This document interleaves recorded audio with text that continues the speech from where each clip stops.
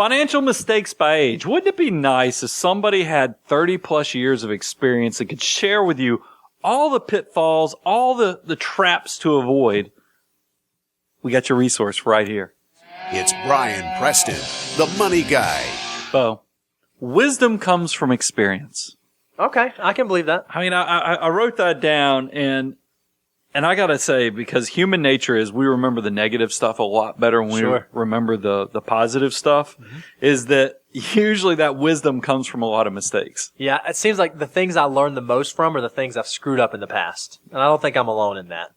I've learned a lot from your screw-ups too, though. I think if that's valuable. That's what, and we're gonna move pretty quickly today because we're gonna be doing, just as the title implied, financial mistakes by decade. So your 20s, 30s, 40s, and 50s, and even 60s. So that's a lot of ground to cover. So we gotta kind of crank. But I'm gonna try to make sure that we still save enough time to share some of those life lessons, those stories, because that's the stuff you guys are gonna remember. And believe me, I remember it because I live some of this as well as seeing what you guys out there who are clients or people who, you know, if you're part of the Money Guy family and you've shared with me by writing emails, we've learned a lot from all the things you've written us and shared with us. And by the way, if you want to, go check us out, moneyguy.com. You can go out there and you can connect with us on all of our social media platforms. You can also, if you're looking to take the relationship to the next level, you can go to the Contact Us page. Always looking for relationships because we love just loving on you guys and watching you prosper and grow off of the advice we give. That's right. And, you know, in our day job, we do fee-only financial planning for clients. We have clients all over the country now. And anytime somebody considers hiring us, we always we have a questionnaire they fill out. And two of the things that we ask on that questionnaire, what are the greatest financial decisions you've made? And then what are the poorest financial decisions you've made? So a lot of the stuff that we're going to go through today actually comes directly from the experience of folks who have ultimately been successful, who have shared what they did wrong in their 20s, 30s, 40s, and so on. So I think it's going to be a lot of fun to go through. So let's kick this thing off with the 20s. Okay. This is the world is your oyster. I mean, you have a blank canvas. That really, I get excited thinking about 20-year-olds, 25-year-olds, even 28-year-olds who discover content like the Money Guy Show because, I mean, guys, you really can conquer the world. Talking about empire building, this is where it starts. And what I like about when you're in your 20s is there is a tremendous multiplier effect of anything you do good in your 20s will be handsomely rewarded when you're 50s and 60s after that money's had a chance to work for you. On the other side of it, those mistakes you make in your 20s also are amplified. So I want to kind of cover what we see because remember the topic is financial mistakes. So we're going to talk about the mistakes we see and as well as experienced, and then hopefully you guys can avoid this with your own finances. So the first one I wrote on here, and there was a not so successful movie under the same name. Failure to launch. Oh yeah. This is a big one. And what's interesting is I think this is a big one for current folks in their 20s. I don't know that this has always been the case back in prior generations. This is sort of a new thing that has kind of happened in the society in which we live. We have, you do research and believe me, we working with clients, we see this a lot. There's a new trend where adult children, and a lot of you guys watching, maybe you fall into this too, don't necessarily leave to go out and live on their own as fast as they have in the past. Now, some of that is caused by, let's face it, we went through 2008, the Great Recession, so it wasn't like job prospects were awesome, you know, for the last decade. And then cost of living has gone up on housing and other things like that. So some of this was driven by some of those economic events that have occurred. But we're now, I think it's kind of a blank canvas in the fact that good growth, you know, I know things are still super expensive, but this is a good time to try to make the life decisions to get out of the parents' basement. I know that not everybody lives in a basement, but to get out of there as soon as possible. And here's why I think this is important is yes, maybe you're foregoing some of your savings that you could do if you lived with mom and dad for a little bit longer. But the life experiences and just the way it changes the way your mind processes the world is going to be completely different when you are more of a self-independent individual. I can tell you that I switched my major my junior year from finance to accounting strictly so I could launch out of the house without staying and living with my parents because I wanted to, what? You think that's weird? I'm just thinking the money guy mindset was born out of Brian Preston, ready to get out of the basement. Yeah, I was a finance major, and truthfully, I was where I should have been, but I saw that people graduated with finance degrees became salesmen. Right. And who was I going to sell to? I was a baby-faced, 20-something that comes from no money, so I had nobody to go sell to. Whereas everybody who graduated with an accounting degree from UGA had a job pretty much guaranteed. Right. I don't know of anybody who graduated with an accounting degree. So that's why I switched, because we all had made plans that we were going to live together in Atlanta right after we graduated, and I wanted to ensure that that was successful. So, Brian, one of the things I've heard you say before is you are a big believer that you should figure out how to move out of the house as quickly as practical, right?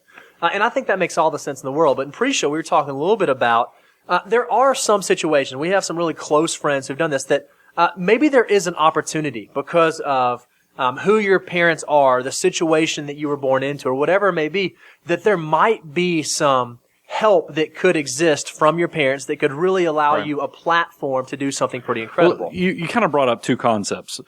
I do think that, okay, it's okay to live at home for a month or two or three. I mean, for me, I saved up enough money to have a few $1,000s in the bank and to buy a leather recliner before I moved in with my buddies. I kid you not. You had to have something to play video games in, I mean, right? that's what we had. But so I think I think it's okay if you take a few months. But the other thing you're talking about is if you come from a family that has resources, should you try to do everything on your own, or should you try to use the opportunities provided? I would tell you, look, as a guy who had to do it all on my own, I think I don't begrudge anybody who has the opportunity to use the resources their family has. So if you have a successful father in broadcasting or in finance, there's nothing wrong with working. One of my best friends was, we worked at the first accounting firm, and then he went and took over his dad's accounting firm. And I was always so impressed that he came from a successful accounting background, but he went and kind of fine-tuned that skill set and kind of leveraged it and took it to a whole nother level. But I think what you have to do when you are someone in your 20s is if you are benefiting from that, maybe you're on mom and dad's health insurance for a longer time, or maybe they're covering the cell phone bill or whatever it may be, recognize the opportunity that you have, that $150 a month you're not spending on insurance or not spending on a cell phone bill or whatever it may be, or on rent. Start squirreling that away and start really setting yourself up for when you do launch, you have a foundation to work on. Yeah, don't let that money be wasted. Let it become a resource to maybe that's what allows you to save for the Roth IRA, or that's what allows you to make good financial decisions. That's exactly right. So the next thing I had on the list was, and this is a big one, not establishing credit when it's readily available. Okay. Because I made that mistake. I came out of college without a credit card. Big mistake, because it's much harder to establish credit later. And then also because there's another side of it, is that a lot of us establish too much credit in college and are not responsible. And, credit cards are one of those controversial things. I look at credit cards as just as dangerous as a knife. Okay. A knife can be very helpful when you're cutting up your vegetables for dinner, but if you do it wrong, you get hurt. Right. I mean, to the point that you have to go to the doctor and get stitches. So look at debt the same way, but I give advice of make sure you establish credit when it's given out easily, like in college. Mm-hmm. But then once you get it, don't be crazy and go out there and, start ordering a bunch of mixed drinks buying a round for everybody at the bar, going and, instead of doing laundry, you're buying yourself a bunch of new underwear and T-shirts. I mean, there's all kind of horrible decisions I think people make or go on trips. Yeah. That's the thing I saw kids get in college. A lot of credit card debt is that maybe they couldn't afford to go on a big cruise or a big spring break vacation, but they didn't want to get left out, so they went and put it on a credit card. And it followed them around for years. And I feel like I have a lot of peers who every time they would go to a big box retailer and they had a big purchase, they would always sign up for the store credit card because they would get the 10% off that purchase. While that's great, and sometimes it makes sense to do that, if you're doing that 8-10 times a year and you have 20 different lines of credit out there, it's not helping your credit the way that you want it to be. It builds to a point that it kind of adds up over a while until one day it just breaks you. So that's why you got to be very careful with your credit. I put another point on here, and other financial mistakes we see 20-year-olds making, not being an advocate for yourself. I talked about this in one of our most recent podcasts when I was talking about my first car, but I wanted to brag on you, Bo, and I've mentioned this on several shows, is that I think so much of your life, really from, say, age 10 all the way through you graduate college, you're trying to fit in. That whole element of peer pressure and stuff is you're trying to dress like your peers. You're trying to talk like your peers. You just want to fit in because you want to be perceived as not making waves and that you go, but you go to realize that the older you get, it's good to be a peacock. It's good to be different than your peers. I had written, and because I didn't know if I was using it correctly, I see all the time on some of the social media when I'm on Twitter or other things or just Google searches when I'm looking at news and things like that. People use the word basic as a negative thing. Yeah, like if you're basic, like you have the same outfit, you're wearing the that's what we're describing here. That's not good. Yeah, okay. Basic is not good. We want upgraded. We want your upgraded self. So money guy be different. If you're in your 20s, don't be basic is what Brian Preston. Well, here's what I mean by that is that because I want to elaborate and I want to brag on you. I interviewed you for an associate job from college. That's right. Liked you. You did very good. But was not going to hire you. There were some things about you I was concerned about. You're too outgoing. I was worried I'd train you and then you go move on and do something else. And so those were fears. You called me back. I mean, it's probably 2 months later and essentially advocated to get this job. And I gave it to you over the phone. That's how good you did. But it's the same thing. I mean, my first job came from interviewing a client of the firm that was interviewing me. I knew one because in the first interview I had with the firm, the partner who was interviewing me mentioned, "Hey, I see you're from here." That was my hometown. We actually work with this client in your hometown. So I was like, well, that's cool. I know him, So I went and interviewed him. And then the next time I got invited back for an interview, I made sure 2 or 3 times I mentioned that I interviewed their client to find out if they were a good fit for me. They admitted to me, probably 6 months, 9 months later, that's why I got the job. I did not have the best grades as the other, candidates were doing, but they were so impressed that I went above and beyond. And that's what I think about all the different ways that people aren't advocating for themselves. I mean, when you go, because we've helped people get their first job before, Bo, and using this strategy is that, guys, if you're not using the technology like LinkedIn and going and looking at the places you're thinking that you want to work and going and seeing if there's some 6 degrees of separation, like from Kevin Bacon, that game that everybody has played in the past, because you probably have some connection to that company you're not thinking about, and you need to figure out what your angle is. And then here's something that we see happen all the time. A lot of companies have something that makes them unique, and this is why they're successful, or they have a product. If you go to that company and you haven't done your basic research to figure out why they're successful, and at least done the due diligence to see, hey, do I use this product or is it something I can at least understand before I show up? You're just kind of showing up and going through the motions. That's not going above and beyond. That's not trying to stand out from your peers. I'll give you a perfect example. Okay. But what's the thing we ask people when they come and interview here? Anytime somebody comes to ask us, we say, hey, have you listened to the show? Have you listened to the Money Guy show? And we're amazed at how a potential candidate might say something like, oh yeah, I saw on the website you guys do you're on the radio.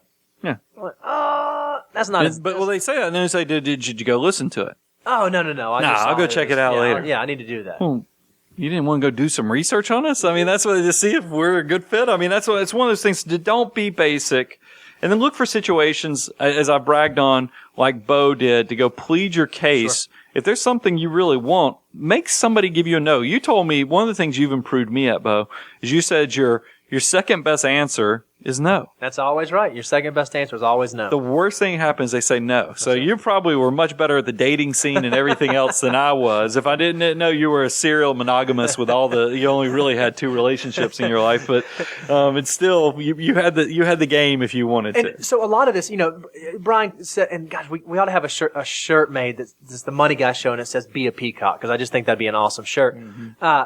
But we're talking a lot about getting a job or how to do that. Even if, in your 20s is a fantastic time when you start your first job in your career to figure out what makes you unique and special. And if you can figure out, even in the job you already have, how you can go above and beyond, how you can stand out amongst your colleagues, you're going to set yourself up well. So in your 20s, figure out what makes you a peacock and dive into that. Yeah, no doubt. And in your 20s is the perfect time because you don't have all the other life commitments. That's right. You can just throw yourself at it and really make yourself stand apart. Do the work that other people won't do. I read a commencement speech. I don't think it was a real commencement speech, but somebody was saying that he felt like part of his success was he was willing to mop the floor at his first restaurant job when others weren't. And that's why he ended up getting the first management job. Right. Because people are looking for somebody who's willing to do the work the others won't do. That's another way to stand out. So let's talk about another financial mistake is not measuring twice and cutting once on big family decisions. This one's heavy. We're going to pick on 30-year-olds in a minute as one of the biggest financial mistakes they make is they get divorced. Mm-hmm. Do you know where that bad decision actually occurs, though? In your 20s. I'm going to guess most often in the 20s. I mean, most marriages, you'll hear me talk about it in the 30s in a minute, it lasts about 8 years. Okay. The average age for divorce, the first divorce, is 30 years old. So you can see it's somebody who probably in their 20s decides they're going to get married and it doesn't work out. And financially, that is horrible, and I want to give you guys, because I hate to leave things with negatives. So let me give you some advice. Here's some statistics of things that you can do to improve your chance of success in the marriage. If your parents are happily married, your risk of divorce decreases 14%. You don't really have control over that. So that's kind of, it's one of those things. But I'll turn that around, and I'm just going to throw this out there, and I don't know if the statistic makes sense, but it seems like I could use a principle to do this. If you stay happily married, right? You probably decrease your children's chance of getting divorced by 14%. So that is something you can kind of take away there. You and I failed this next one. People who wait to marry until they are over the age of 25 are 24% less likely to get divorced. Yep, I failed that one. Yeah, I did too. I got married when I was 24. If you attend a college, your risk of divorce decreases by 13% as well. Awesome. So more educated you are, the better chance you'll have of success. Here's another life decision that you need to measure twice on. Children. Oh, that's a big Raising one, a child, listen to this statistic.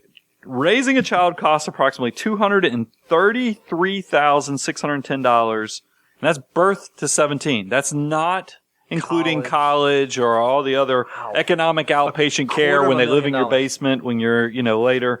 That's a lot of money. So, and as we told, we're about to show you every dollar in your 20s is worth a lot in the future. So there's a lot of money disappearing right there. And then I even a pet's a big commitment. Yeah. Yep. I'm surprised at how many people in their early 20s go out and get dogs. And when they're starting their first job. Yeah, well, it makes it hard to travel. And we have dogs. I don't want y'all, I have a pet. Lily's not listening to the show. She's not gonna know what you just said. I call her my wife's dog, but as I've confessed, I've actually taken a shine to this dog. But it is one of those things that even pets are a big family financial decision. So make sure you measure twice on that. I want to move on to the next item, though. It's not understanding financial basics. Mm-hmm. People come out of college or high school or whatever your education is, and they start life, and they truthfully, nobody's ever taken the time to show them how does money work? How do you balance a check? I know for me, and maybe this has changed. Nobody has checkbooks anymore, do they? I guess most 20-year-olds are like, that's what we always, we're so used to saying that, we wish high school kids would learn how to balance check. Really, what you need to learn how to do in high school is not balance a checkbook, is how to reconcile your bank statement every month so you know how much you're pulling out through your debit card or paying credit cards, all the things like that. I know for me personally, coming through high school, once I graduated, there was no personal finance class. I had no knowledge of that. And if I had not gone into a financial planning major in college and I would have done something, in the medical field, I don't know that financial concepts were in there. I don't think there is a curriculum for that unless you choose to go there's that a route. curriculum. See that big word? The Money Guy Show. This is 101 material here to get in your graduate degree on financial success. So there is curriculum on good financial management. But I want to get back. Here's what's probably, I think, the average 20-year-old mistake they're making is they don't understand that uncle's taking much more of their money than they realize. I think about the fact of this is how you get yourself in trouble. You come out of college.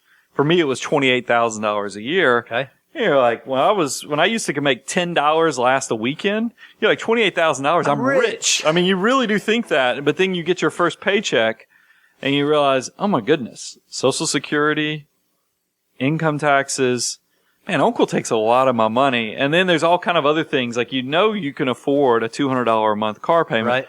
But what you didn't probably plan on is that your insurance might cost $200 a month too, because you're young and have especially if you're a guy who's unmarried under 25, your insurance is much more expensive.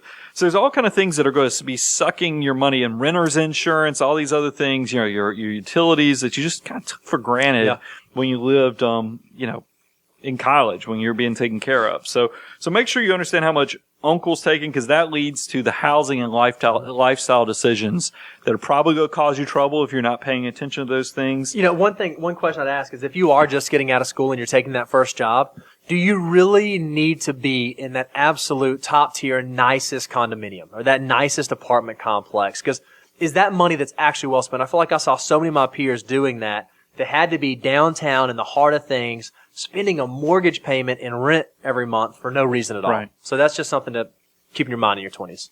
So pay attention to where the money goes. I mean, because I do think that's important. And this is probably a perfect time when you're in your 20s. You hear us talking about cash management plans all the time. What you need to be doing in your 20s is learning how to budget. Because budgeting is going to be the foundation, knowing where your money's coming in, where it's going out. If you can understand and conquer that skill set in your 20s, by the time you get in your 30s, 40s, and 50s, you don't have to budget anymore. It's kind of like a natural muscle memory. It's like riding a bike or anything else, because you have good cash management skills. It lets you graduate beyond budgeting. But you got to start doing the budgeting in your 20s first. So let's jump in. This is a big one. And I got so excited when I was doing these stats, and they pulled out the financial calculator and figured this out. I talk about on this show all the time the army of dollar bills. I want you to be a field general for your army of dollar bills, so you're not working with your back, your brains, and your hands. Right. You're letting your money work for you. Everybody hears me say it all the time, but you really do. The 20s, when you're in your 20s, it is so much more valuable than any other time in your life. And what I mean by that is, I saw an email. I was going back. I had a phone call with somebody who'd been trading emails with this Money Guy listener for years. And he had written something on Twitter. He put another podcaster on there, but he had pulled something where he was saying your money in your 20s is twice as valuable as money in your 30s. Okay. And I thought that was a powerful statement that he had tweeted that out, but it's actually incorrect. I mean, it's incorrect because sorry, friend. Brian just called you out. I don't, but he'll know what I'm talking about when I say this. When you're 20 years old, every dollar you invest could become $88. Every dollar becomes 88. If you think about it, let me give you the assumptions for this, because you're going to notice there's going to be a trend here as we go through 20s, 30s, 40s. Okay. For a 20-year-old, I think you can put a 10% growth rate on it. Long time frame, more aggressive portfolio. Okay, that makes sense. 10% growth rate, and then I said we're going to retire at 65. So this money has 45 years to grow. So a dollar invested when you're age 20, by the time you turn 65, is going to be worth $88. That's unbelievable. When you it really is. Every dollar is, and then a 25-year-old, because then look, I recognize Brian at 20 years old didn't have money invested. Right. So I want to be more realistic, because it takes a little while to get your foundation about you and know where you are.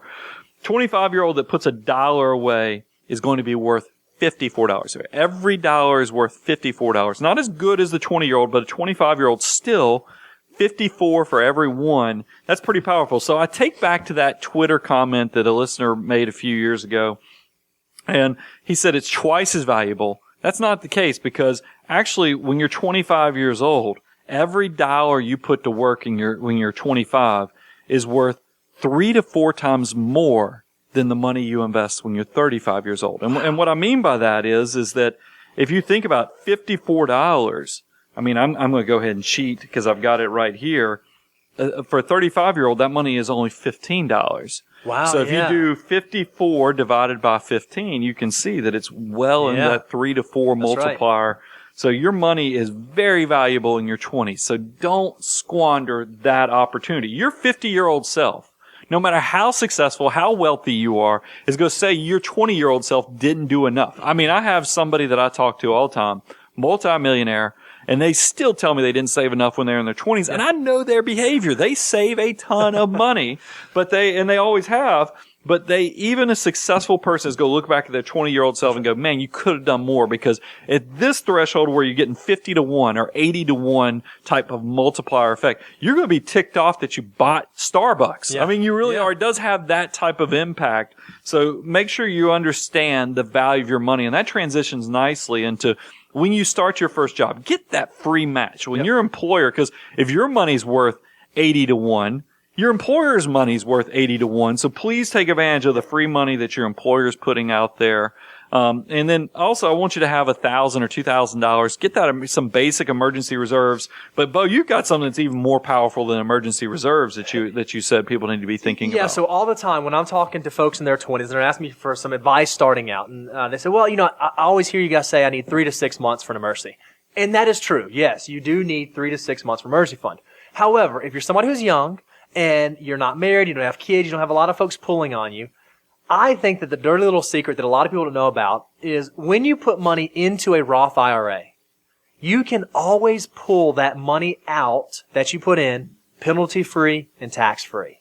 So if you're someone who has that $1,000 and you're thinking, okay, well, I have 100 extra bucks, what should I do? Should I put it in my savings to get to 3 months, or should I do the Roth?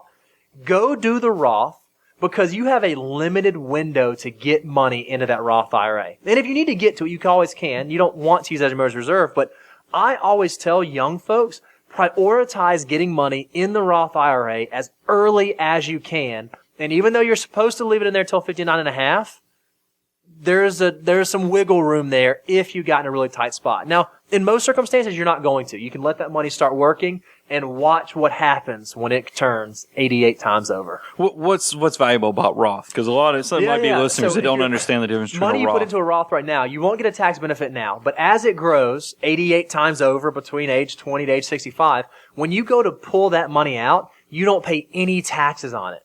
So that $1 that you paid tax on that's now worth $88, no more taxes due on all $87 of that change. It's pretty powerful. Now, I have to give a word of caution, though, because I'm sitting here thinking, and we've talked about this in show prep, and I was like, man, that is bold. I mean, that's kind of a bold planning suggestion to say that you could use the basis in your Roth IRA as emergency reserves, because that's scary too. Because I don't want people thinking your Roth IRA, those assets are designated for retirement, so it should not be your piggy bank. I don't want to, but I do understand. I think back to aggressive Brian Preston, who was saving, hyper saving. I think that is okay. If you're not going to use that money that the $5,000, is it $5,500 this year? $5,500, The $5,500 that it's gone to, if you're not going to be able to maximize that, yeah, okay, maybe that does make sense. So I think about aggressive Brian or Bo saving in your 20s. I think it does work for that, but I do need to give the disclaimer. Not a piggy bank. You need this money to be working for you. Your 50-year-old self is only going to thank you if you leave that money in there to work. But I do think if you're trying to maximize the growth opportunity, it's okay to cut some corners off and hope that, because in the beginning, when you're in your 20s, you're squeezing. I mean, if you go back and listen to the podcast we just did on when is it okay to spend, you'll notice I give you guys a little bit of reprieve in your 20s, because I know you have to be aggressive on attacking your goals, because every dollar is worth so much more.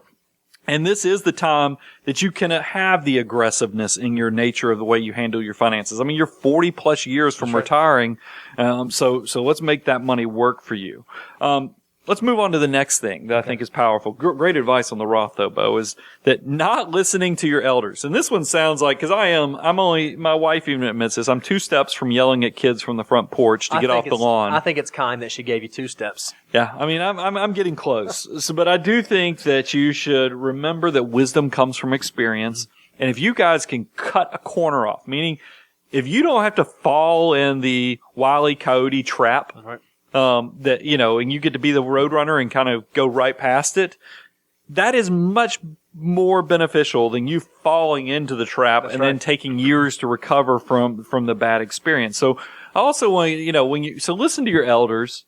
Also take serious the 10,000 hours to become a master or an expert at a skill set. I mean, it really is. I mean, if you go read Outliers, Malcolm Gladwell, it's not, the 10,000 hours is not Malcolm Gladwell's, but he's the one that kind of made it famous by putting it in Outliers, the concept.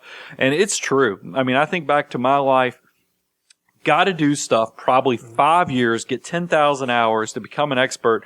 So take that serious and go work for somebody, go get mentored by somebody. It will put you light years ahead if you can conquer that skill set. Yeah, you said 2 things that I think they're so important. Be willing to put the time in. And then second, go find a mentor. Find someone who has done the thing that you want to do, is in the place you want to be, and learn from that person. I feel like so many 20-year-olds or 20-ish-year-olds try to do it on their own and go make their own way and go create their own thing. And there's nothing wrong with that.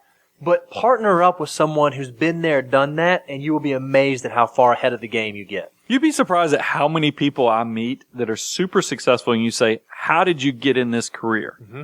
I mean, there was somebody in the aviation field that was just like, man, that is a unique job to be brokering airplanes and do it. It's like, how do you even get in that? And one of the things, he met a guy in flight school that was an older gentleman. He was young, and kind of took him under his wing and brought him into his business and took him under his wing. I didn't mean to do that. But there's so many businesses we see where people will kind of stumble into an opportunity because an older person that took a shine to them and kind of brought them in and showed them their ways. That's right. And then their ways become their ways, and then they amplify that effect by having more time. I mean, Bo, I get excited about what you are going to be able to do because you've been able to kind of see all my mistakes plus my victories. Absolutely. And you're going to be able to do even more just because time. That's right. Time is so valuable. So take advantage of that and find somebody to learn from. That's advice that I think you will be very happy that you took advantage of that. Here's the last one before we move into the 30-year-olds. And this is a big one because we just watched a video on some poor guy out in Utah that has $1 million of student loans. Now, he's orthodontist. An orthodontist. Mm-hmm. So he'll make good money, but getting out from underneath $1 million. That's overwhelming. It's talking about a weight carrying on your shoulder. That's a big one. When you think about $1 million and you think about the way a portfolio grows and you think about interest on that, you wish your portfolio would do what his student loan is going to do. So you want to avoid running up large student loan debt while you're in college. And, it used to be, I hate that things in society change, but they definitely do. It's this world we live in. When I was in college was a lot cheaper than college is now. Right. And I think that there is this mantra that kind of led to this is that education, and I still believe education is your key to getting out of whatever bad situation you're in. But now, unfortunately, it's not just a universal, all education's the same. That's I think you have to be much more strategic about how you're going to approach your life education, because going to college and loading at any cost, and I mean any cost of running up student loans and other things at all costs to get your degree, doesn't make the same sense it might have made 20 or 30 years ago. And what I mean by that, we read something recently where there is a value proposition separation from somebody who's running up $50,000 to $60,000 worth of student loan debt going to a private school for an art degree. And believe me, I'm not picking on the art degree. My wife has an art degree. But it is one of those things where that $50,000 to $60,000 of student loan debt, you have to think about what is that person what type of job is going to pay back the $50,000 to $60,000. What's the return on that investment? Versus, a student going to a state-run public university and getting $20,000 of student loan for an engineering degree. Yeah. I mean, and that's, that one probably return on investment, the engineering degree with $20,000 of student loan debt is going to yield substantially more than the art student with the $50,000 to $60,000 just because of what the potential is with your starting job. So we want to give some guidelines, and we've used these before, but I think it's important to come back to, is that you don't want, when you come out of college, you don't want your student loan monthly payment to exceed 8% of what your income is. Okay, so less than 8% of your gross income. And so, but let's not even get in that situation where this thing's impacting cash flow. There's a better tool for how to avoid how much student loans to get into in the first place. Don't let your student loan balance exceed 65% of what your first year income will be out of college. So what your anticipated income will be out of college, 65% of that, and keep your student loan debt below that. Exactly. That seems reasonable. Yeah. And there's, a lot of this stuff. What's fun is there's all kind of resources out there. Mappingyourfuture.org has a tool called the Debt Wizard, where if you don't want to be, I love calculators. I've had a love affair with a calculator since second grade. So, but if you're not one of those people, you could go use this tool You know where that love affair came from, Bo? I have no idea, my man. I had a calculator watch. Is that what it was? Got it in my second grade, and I used to sit there, and that's how I got to be the fastest kid in the second grade on doing multiplication tables. That was not in show notes, but I felt like I'd share that with you. I'm glad that we added that. So take advantage of all that. And remember, guys, we just talked about the financial mistakes in your 20s, but there is so much opportunity in your 20s that I don't want you to think about just all the negatives. I want you to avoid these traps. I want you to look at this as definitely a glass half full moment, is because, guys, you could have a drop. Just think about a thimble or that you're pouring into a lake. So your drop of financial investment in your 20s could turn into a tidal wave by the time you turn a 50-year-old, a 60-year-old version of yourself. That's right. So turn this thing positive. Don't avoid these mistakes, but then find positive things you can be doing with your financial life. And I promise you, you will be rewarded down the road. That's great. Let's talk about 30-year-olds. 30-year-olds are a little wiser. There's a little more jingle in your pocket, hopefully. Yep. And this is hopefully the decade that you're starting to have some achievement in your career, your life. You're starting to feel like things You're are making a catching your little more stride a sense. little Yeah, bit, you're figuring life out. You're in your 20s. I know, and I'm stereotyping, but I'm basing this off of my own self, is that you come out of college and you feel like you're going to attack the world. And you have this feeling that you know a lot more than you probably do, but you also get bewildered because you feel like the world's working against you because of your age. Right. I mean, I felt that way, but it's probably because when I was 22, I looked like I was 17, super skinny. It was hard to get people to take you serious.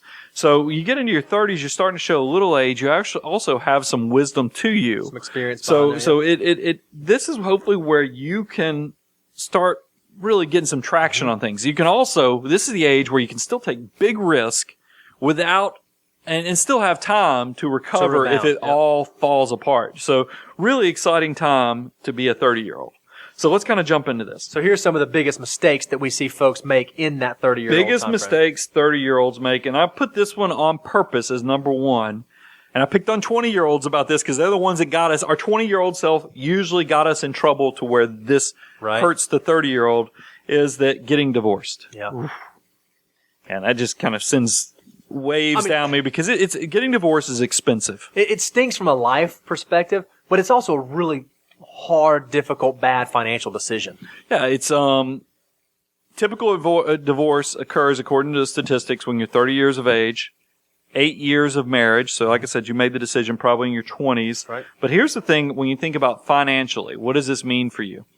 That you have to have a 30% increase in your income to cover what your married self costs. So the same standard of living as when you were married. So if you think about this, if you are making $50,000, to have the same lifestyle as your $50,000 self as a married person, you'd have to have $71,000 to keep the same lifestyle. Because think about all the things that you're splitting, if you're a two-income household, is now falling on your shoulders. Right, yeah. And plus, you got to carry this burden of paying off the divorce attorneys and all the other stuff. So if you can avoid it, avoid getting divorced. Make the decision Measure well. twice before you make those big life decisions. I picked on the 20-year-olds about that previously. The next thing I'd put on here, the financial mistake, is not playing for the long game. What do you mean by that? I think that this is the beautiful age where you do have skill set. You've now hopefully worked in your industry 5-7 years. So you've got 10,000 You're an expert. hours of You got the something. 10,000 hours. You're an expert.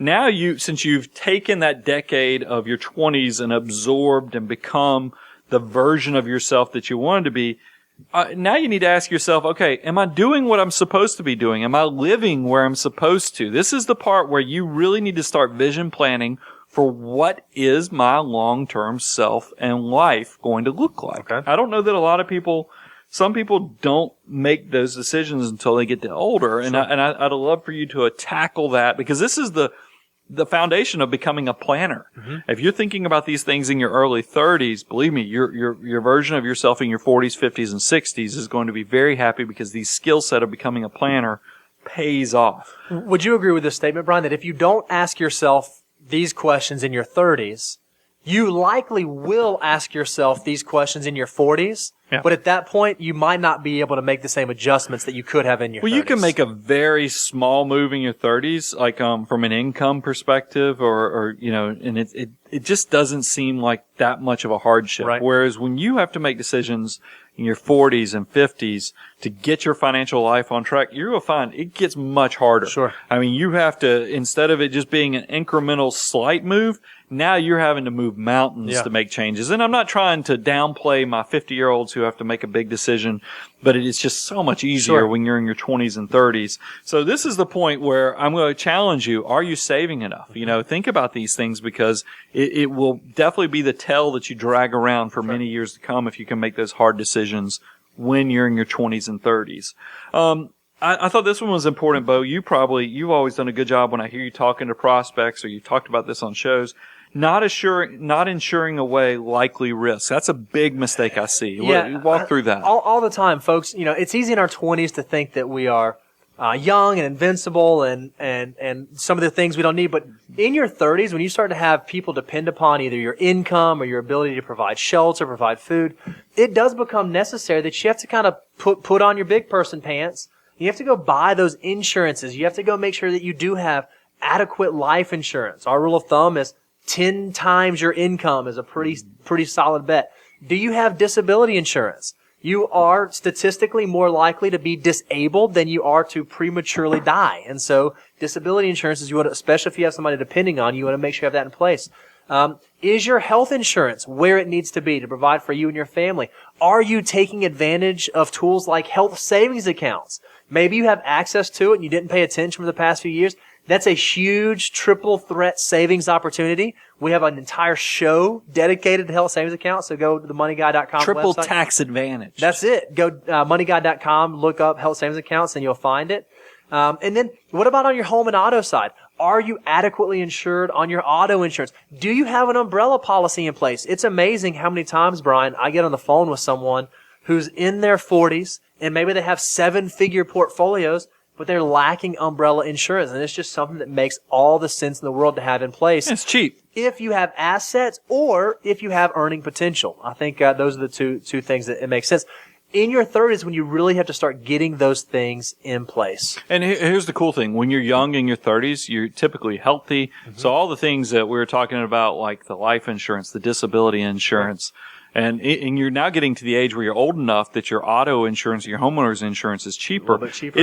It's a good time to be covering these things because they incrementally don't cost a lot from a cash flow perspective. It's really a lot of bang for your buck in your 30s to insure away risk. Mm-hmm. And it builds that habit that will serve you well many years in the future. Here's one that I was guilty of, and Bo, I have told you time and time again. And I think you've caught on in the last 2 years. Slow down, take a deep breath, and enjoy the season you're in, because seeking complicated/sophisticated because you perceive that is what success or what wealthy people do, don't fall into that trap. That is a trap, by the way, guys, is because sophisticated, or I should just say, keep it simple and say complicated, is what I think a lot of young people think that they have to do to act like somebody who's rich. But you're going to find complicated finds you naturally. Your life, the more success you have, it's going to just find you. One day you'll wake up and be like, man, doing taxes is a lot harder now than it was when I was a 20-year-old. Don't accelerate creating complexity just so you can feel cool about yourself. Because here's the thing. I think that I fell in this trap is I was like, man, having a K1 because I bought ownership into something would be a lot cooler, or doing rental property and all this other stuff because that's what I need to be doing. But what you don't realize is that some of that stuff, you're just asking for trouble down the road because, like I said, your life, you're going to find opportunities and things are going to happen. So understand what you're getting into for the basic foundation of it, the financial, wherewithal or goodness of the investment versus it just seems sexy and cool to do this behavior. Yeah, I personally, I always wanted to be really, really busy until I got really, really busy. Yeah, and then happens. What was I wishing for? But we do see this all the time. Since you are 30, since you do have some wisdom about you now and you've kind of seen some things out there, you start thinking, maybe I do need to go get involved with that private placement. Maybe I do need to go buy that fancy insurance policy that I don't really understand, but I think it's good because this colleague told me it was good. Make sure you understand the things that you're investing in and where you're putting your time and your effort, because you're going to get busy, and it's much easier to not make those bad decisions, have to unwind them later, than to make them and have to deal with it in your 40s. We probably didn't talk about it enough during the 20s, but 30-year-olds, I'll give you the pickup advice that I should have probably given to the 20-year-olds too, is that be careful when you don't know basics on investing, is that you might get sold something perceived as sophisticated or sexy that might not be in your best interest. Right. So do a lot of due diligence on investments. I think there's just so many opportunities with target date retirement funds, index funds. Yep. Keep it simple while you're getting your foundation, beneath you and getting those army of dollar bills going. Don't, if you get the spidey sense that somebody's going to be profiting off of this product that they're recommending to you, you can always ask them, what do you make off of this? Yeah, that's a great question. Ask people, what do you make off of this? And that's going to give you probably cut right to the heart, and you'll figure out really quick based upon if they're able to calmly answer it and it seems reasonable, or if all of a sudden it gets very shifty and you get told crazy things like, well, you don't actually pay me anything, the company pays me. It goes into it's just like when you deal with real estate and you hear the sellers paying closing costs, you're like, man, they sure are nice. I'm still paying. You the buyer are still paying those closing costs. It's just baked into the purchase price. So understand it works that way with financial products as well. This is a big one, Bo. Faking success, and it dovetails nicely into that previous one we just talked about. Faking success by paying for life at $200 at a time. What do I mean when you hear me say faking success with $200 at a time? Yeah, so at 30, our income is increased. We're maybe a little more a little more comfortable. And so $200 a month for that boat payment or for that country club membership or for that nicer luxury car, I can afford $200 a month. And very often, folks in your 30s, when you do have some discretionary cash flow, you start adding up monthly payments, not adding up total obligations. And you can get yourself in a lot of trouble that way. Buy a new house in your 30s and you say, instead of decorating the house or putting furniture in the house over 4 years, just going out there and doing it all at once because you say, it's only $200 a month. Plus they let it defer it out for 6 years, cash, 7 years. No, you can fake your life $200 a month. But here's the thing. That $200 a month for this car, store credit card, the car loan, the nicer car, you put $200 more. It just keeps building on top of itself. Before long, you go, I got more debt. My payments, my minimum payments for credit cards and all these debt is more than I even make. Yeah. That's what it breaks you. It does. And that's why you never get to work for yourself. Here's the thing that compounding interest is one of the incredible, powerful forces out there in the world. You've heard me say for the 20-year-old that's 20 or the 25-year-old, now we're soon going to be talking about the 30 and 35-year-old investor, you get a huge multiplier effect. If you get in debt, that multiplier effect, that compounding interest actually cuts against you. Right. So let's keep it on the positive side and not get yourself in that bad life just because you're faking success. The good things, the spoils of your labor and of your success will come. I promise. The squeeze of the fruit, you're getting that juice at a later time. I always put this one. Let's talk about the investing. Continue to procrastinate on saving and investing for the future. Yeah. At 30-year-olds, we often say, we're still young. Yes, that's true, but not as young when you're 20. Yeah. I mean, the 20-year-old, like we talked about in the previous, let's give some perspective here. I said a 20-year-old every dollar earning 10%, because I think a 20-year-old can have that type of, be that aggressive with their portfolio. For 30-year-olds, I brought it down to 9%. I took a little bit off of the return. I took it from 10 to 9%. You'll notice I'll do it on the 40-year-olds. I'll take it down to 8. Okay. So I did 9%. Now, assuming you work until you're 65, every dollar that 30-year-old saves, it's going to be $23 when you're 65. So still pretty incredible in context. $1 turns into 23. But it's not $88 like a 20-year-old or $54 like a 25-year-old. A 30-year-old now it's 23, and for a 35-year-old, each dollar that you're able to invest is worth 15. Okay. Still incredible. If you think about every dollar I invest is going to have a 15-time multiplier. That's awesome. But recognize this is probably the last stop on that train of huge double-digit exponential growth where the assets will work for you. It's still going to be good in your 40s and 50s. Don't get me wrong. You're still going to want to save. But this is the supercharged This is the time where you really are getting to put a lot of multiplier effect on it. But this is also, we kind of have talked about this a little bit. When you're in your 30s, you start having a little bit of success. You got a little jingle. This is in your pocket. This is when you might, in addition to just being susceptible to somebody selling you something, you might be susceptible to thinking, man, I'm so smart. Yeah.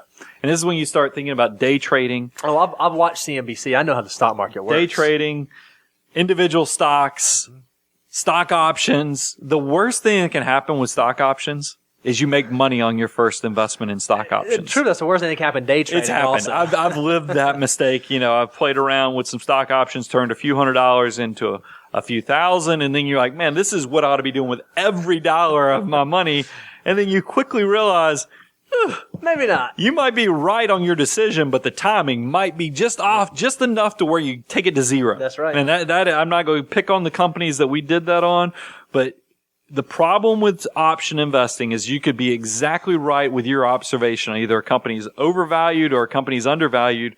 But if it doesn't hit it in the window of when that option is good or the timing, because realize the longer time goes, just like it chases you down until you die and leave the earth, right. Option time is much more accelerated. The closer you get to the expiration of your options, the less value your options have. So, like I said, the worst thing that can happen with an option investment is you make money on your first one because then you think you figured something out. So avoid falling in that I'm so smart transaction. Also, we talk about this all the time, but I do think 30s, I really harp on this for my 30-year-olds.